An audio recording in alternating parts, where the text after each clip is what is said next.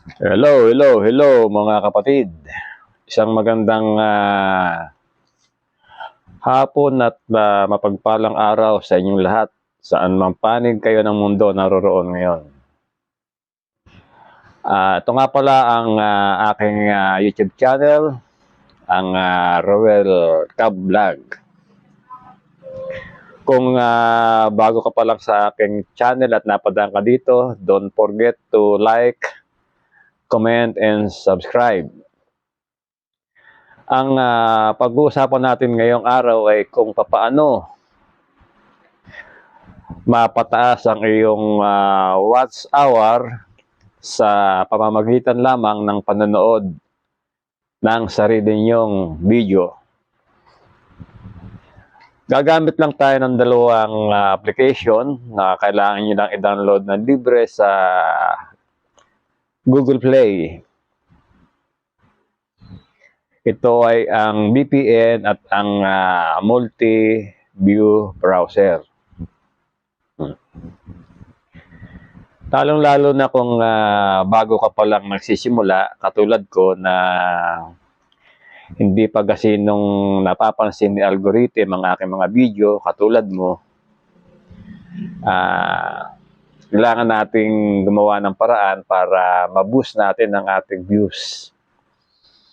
Legit ito mga kapatid dahil ito ang aking ginagawa ngayon.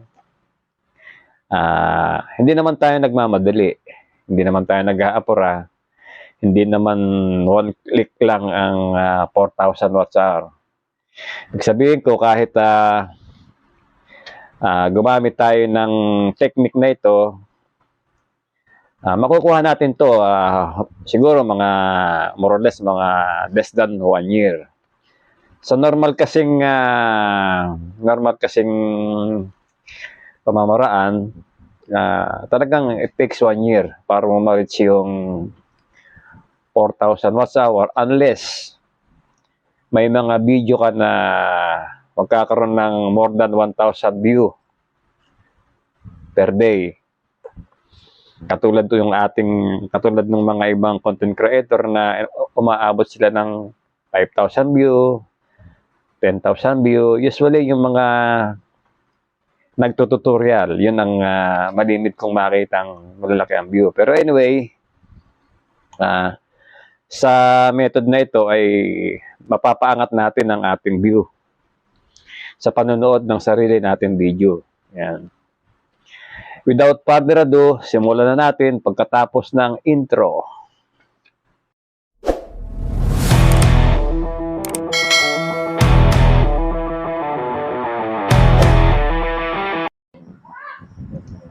Okay, let's start. I-download natin yung ating dalawang application na kakailanganin para sa pagsi-self-watch natin.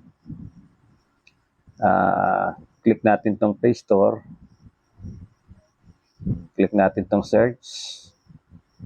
Hanapin natin si Proximaster. Yan. I-download nyo lang ito sa Play Store. Yung sa akin naka-download na kaya i-open na lang natin. So, back tayo. Search naman natin si multi-view browser. Ayan. Naka-download na rin sa akin kaya i-open na lang natin. So, back tayo.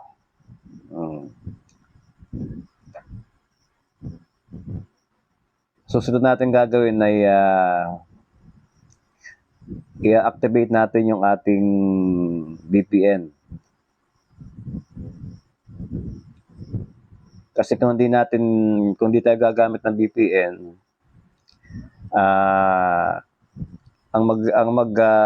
madedetect ni YouTube yung mismong IP address ng ating Google account. At ito ay posibleng ma-spam ang ating video. At hindi mag-count yung ating self-watch. So, i-activate natin yung VPN. Ito ang gagamitin natin, itong Proximaster. Yan. Tap natin to connect. Yan. Yan, kung mapapansin nyo, checking na siya. Naghahanap siya ng available na IP address. Hintayin lang natin na makakonect siya.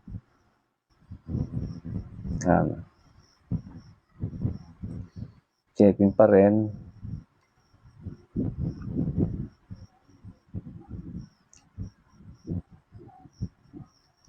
Checking pa rin. Ayan, connect success. So, back natin.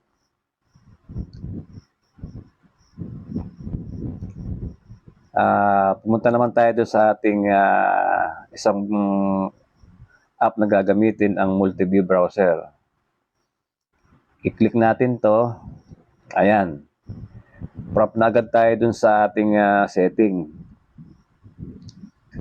Kung mapapansin nyo, mayroon siyang 6 na rectangle. Ito yung tinatawag na sextuple. Click natin yung 3 line na yan sa left side, sa taas. At dyan yung makikita yung mga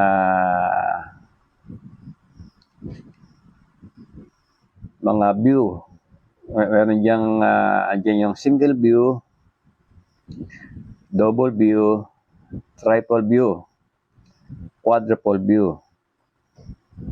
Itong decouple view at saka bigentuple view, huwag nyo nang gamitin yan kasi yan, may bayad na yan. Nasa na yan, pro level. Kung mapapansin nyo itong 3 dot na ito, i-click natin yan. Ayan, no? Kung meron dito nakalagay na screen slip off, ibig sabihin nun, para yung ating screen ay hindi mag-go-off. Pwede nyo i-click yan. Yan. Balik tayo ron. Save natin yung pattern. Yan, no? Kung mapapansin nyo yan, 6 yung setting. So, save natin. Yan. So, back tayo. Ayan. Nandito na tayo sa pinaka-setting natin.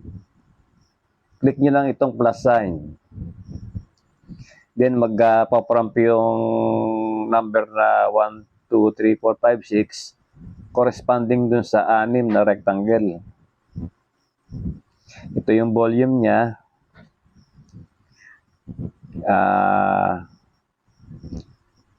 Then, i-select, click natin yung number 1 at yan kayo dadalhin.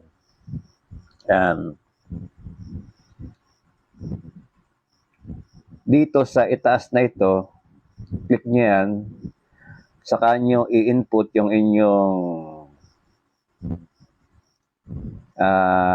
channel. Then, balik tayo. Click nyo yung number 2. Ganyan din. I-input nyo rin yung channel dyan. Same thing sa 3, sa 4, sa 5, saka sa 6. Yan. Ngayon, pag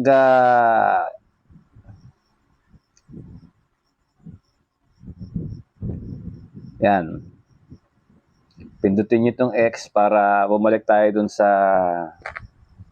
setting. Ngayon, pag na-input nyo na yung channel nyo dyan, mag-prompt na yan.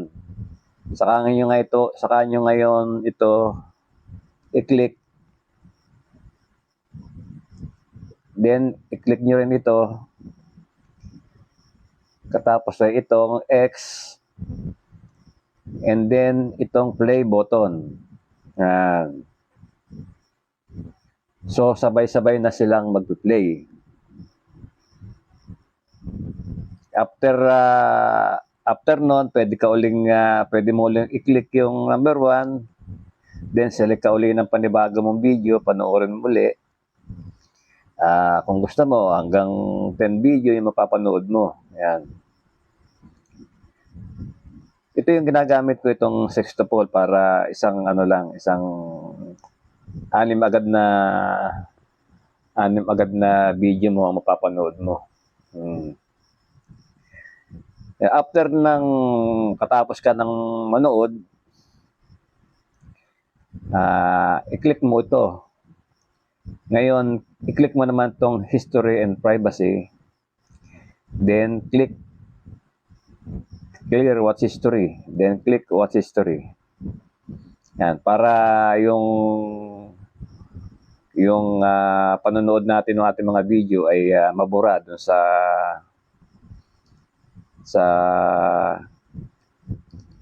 IP address ng ating multi-browser. Ganun din, yung number 2. Same thing, ulitin mo lang. Click mo ang history. Click watch history. Then click watch history. Yan. Ganun lang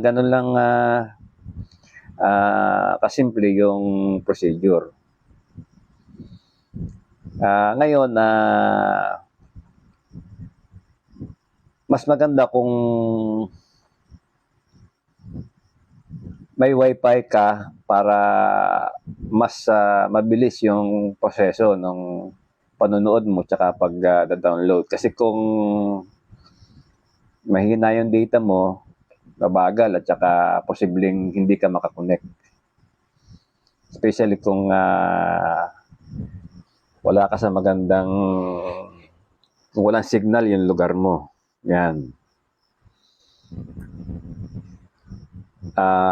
Sa ako naman, ang ginagawa ko naman dito, pinanunood ko siya ng 2 times a day.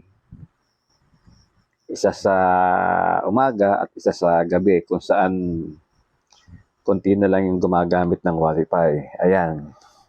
Sana ay nakatulong ang video ito para umangat yung ating mga view. At kung bago ka lang sa channel ko at napadaan ka dito, huwag mong kalimutang mag-subscribe, mag-comment, and also share this video. Thank you and good night.